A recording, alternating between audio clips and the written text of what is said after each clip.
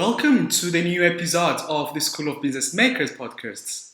Today, my guest is Gabriel Ekman, and we'll be discussing what talent and skill that are needed in the marketplace.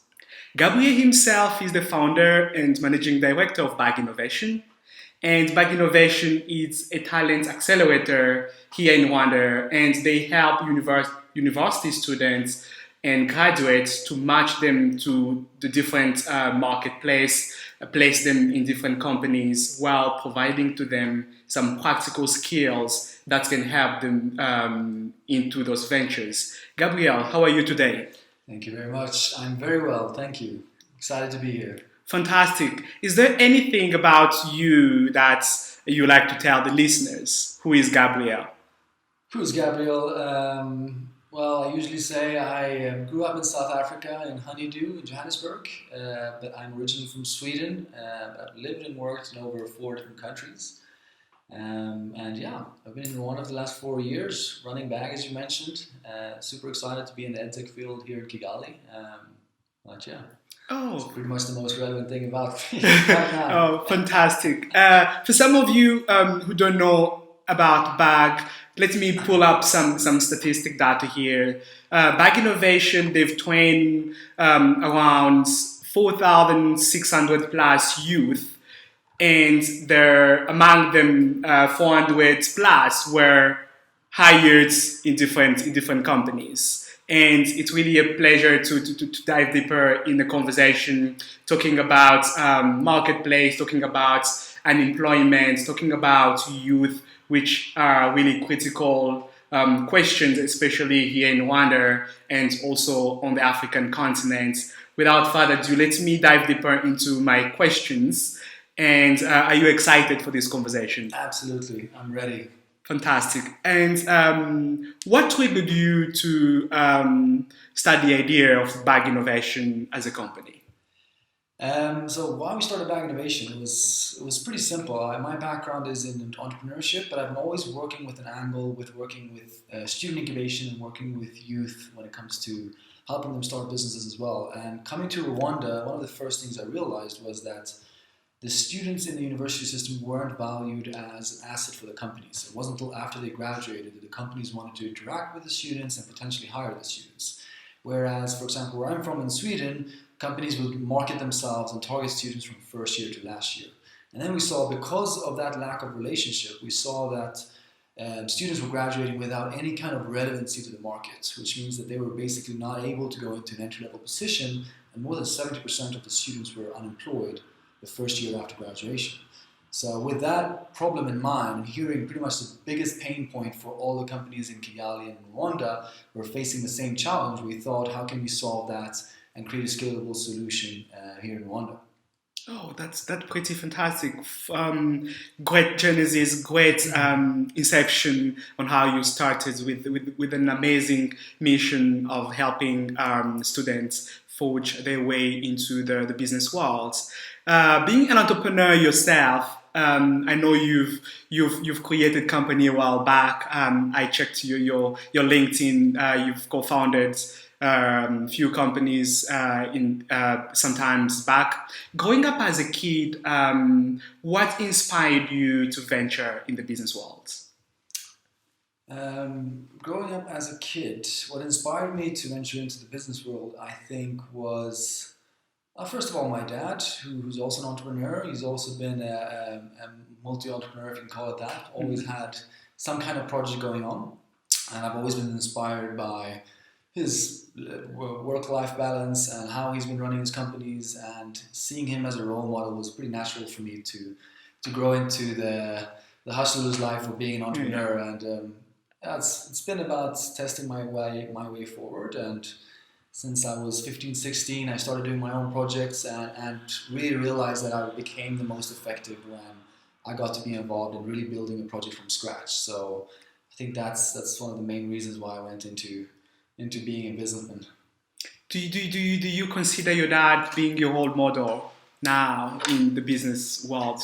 ecosystem. Absolutely, yep. He's part of our board, and he's part of my personal strategic advisors that I talk to pretty much every week. And yeah, still going strong in that relationship. Fantastic. Gabriel role model is his dad, and they always have different conversation each time about business. And coming back to unemployment rates and fresh graduates, the unemployment rate is very high in Africa and Rwanda in particular, especially for young people to secure probably a job after college because of lack of experience. How does your company tap into that to solve that challenge? So yeah, a common misconception about BAG is that we provide internships to the students, but what we've built as a technology is basically a platform that, imagine if you want to measure your Wi-Fi speed with your computer. It takes you 2 minutes to log into a website, measure the internet speed, and you know basically how quick is your internet, and you know if you're getting what you're paying for. Yeah.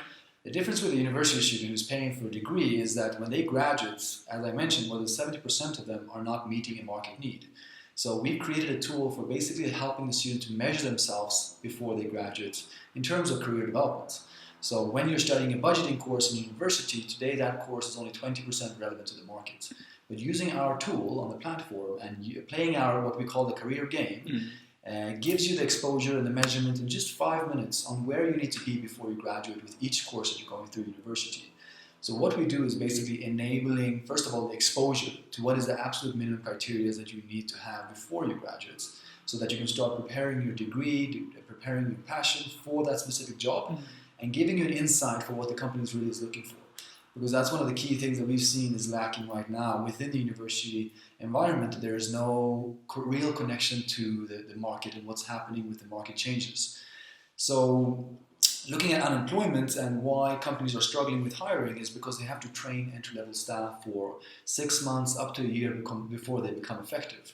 So if we can prepare each student in university for all of these different companies in Rwanda, we're cutting down the entry-level training cost for a company drastically by just preparing the student with a specific, let's say, budgeting program that this bank is using. So you don't have to relearn a new program when you graduated just because you went into that specific job.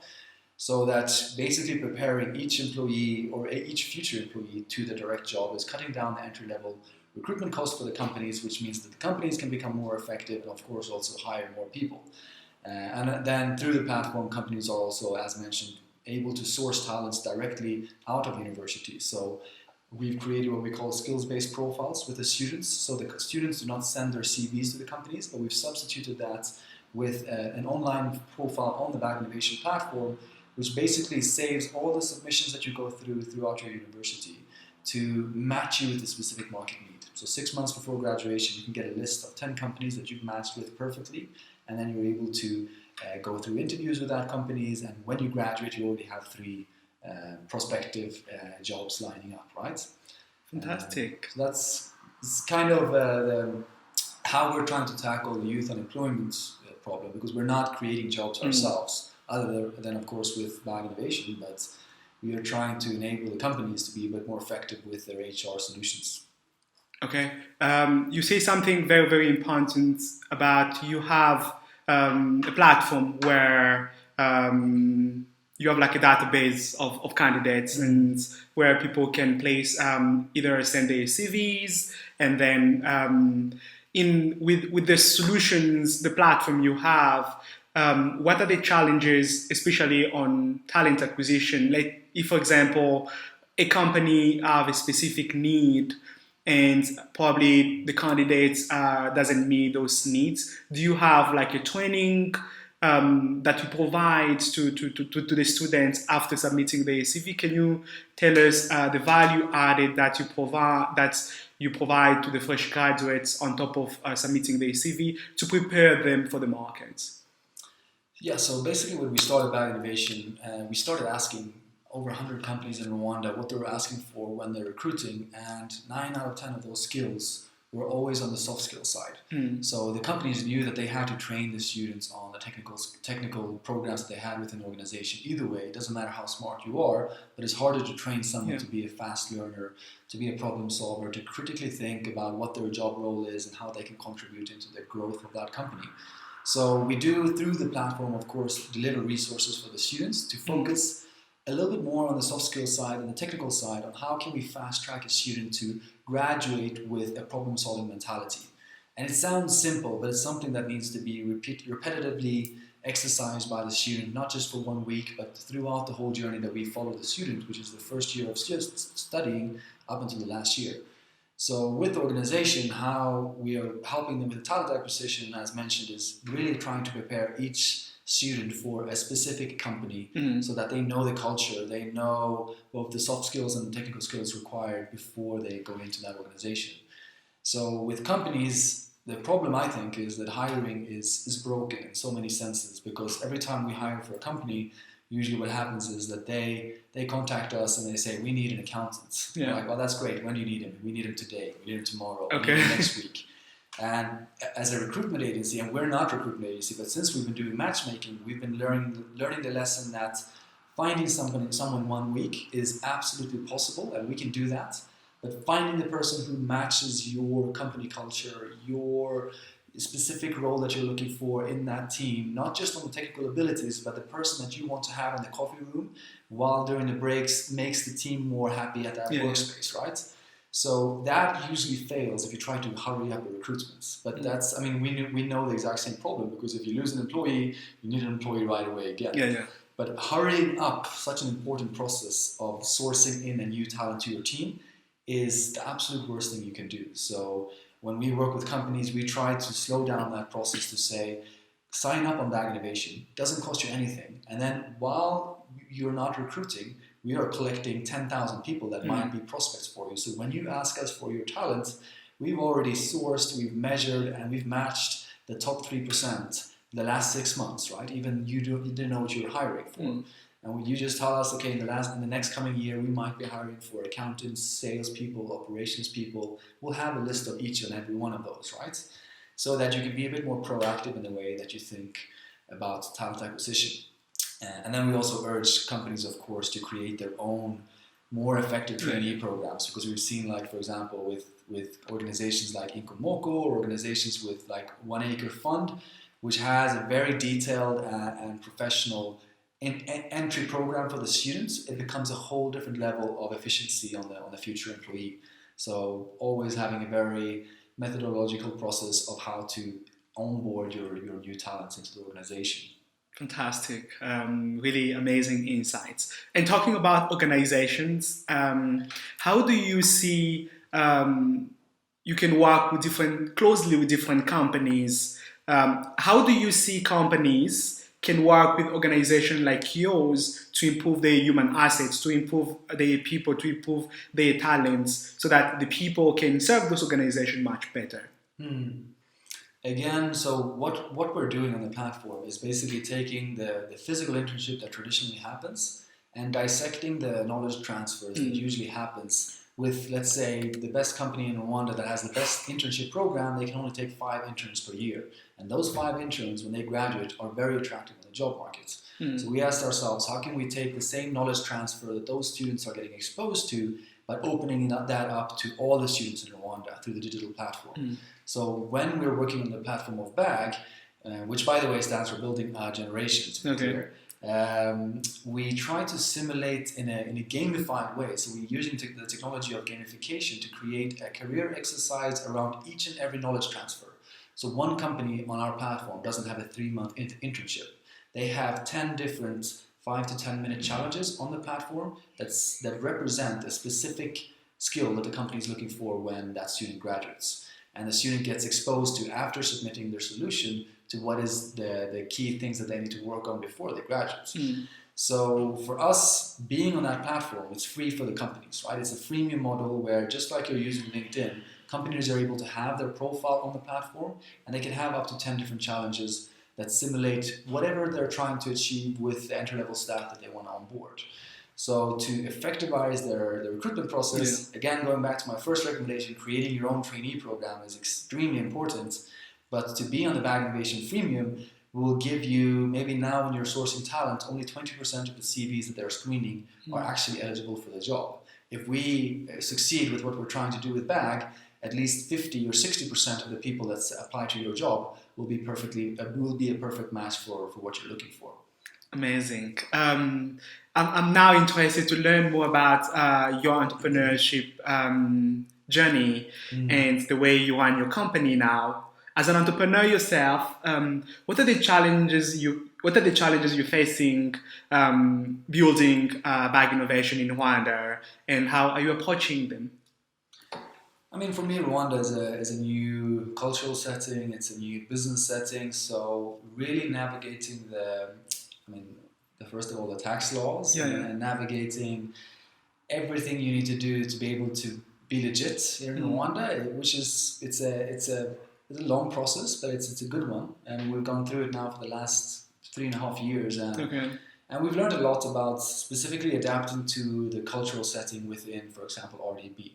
When we want to stress a paper, stress never works, or pushing an administration person in one of these ministries is never going to work. But trying to create a relationship with them and make sure that you're on the same level has always been an advantage for us when it comes to fast tracking what we need from a business development perspective side here in Rwanda.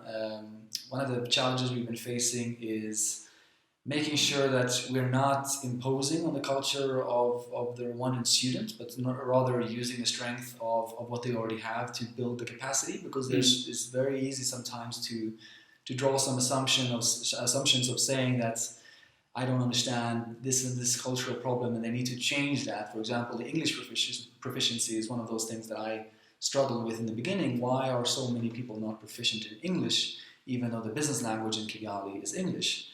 But it wasn't until you really started understanding and learning more about the culture until you realize that it's not that simple, right? It's not just black and white. Everyone should be able to speak English. It's a huge process, and it's a huge stone that needs to be moved to be able to get people to really, really integrate that in from younger ages when it comes to language. So language is, for recruitment, of course, that's one of the challenges we have, that many people do not meet the basic communicational needs that the companies have. But at the same time, we don't have the resources to train those people. So we're trying as much as we can to refer candidates to the different training organizations that do exist in Kigali. But we really need to also fast track the realization that before they graduate, they need to improve that basic minimum level. So that has definitely been a challenge.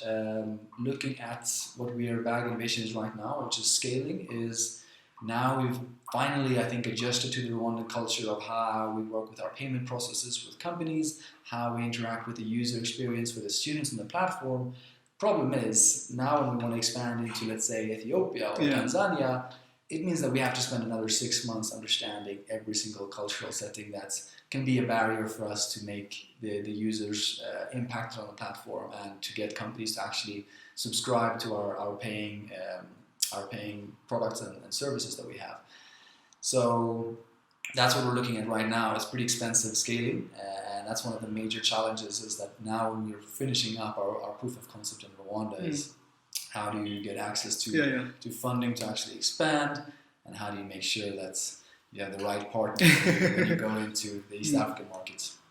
Fantastic. And some of the way Gabriel said about tackling some of the challenges they're facing, building relationships is very, very important. At the same time, also understanding the culture, which is very, very key. And talking about expansion and growth in tech, which is really $1 billion market, and predictions say by 2025 the growth gonna be the growth will basically increase. What are the things you've learned so far serving the Rwandan markets that can enable you to expand, that are like your key learnings that can enable you in your when you think about expansion, when you think about growth, probably outside of Rwanda. At the same time, tapping into this billion-dollar market of education, talents management, etc. Yeah, I mean, as I mentioned, Rwanda served as a very perfect country for our proof of concept to really try. We've tried 10 different revenue streams with companies, and we've tried 10 different value propositions of how we can impact the students.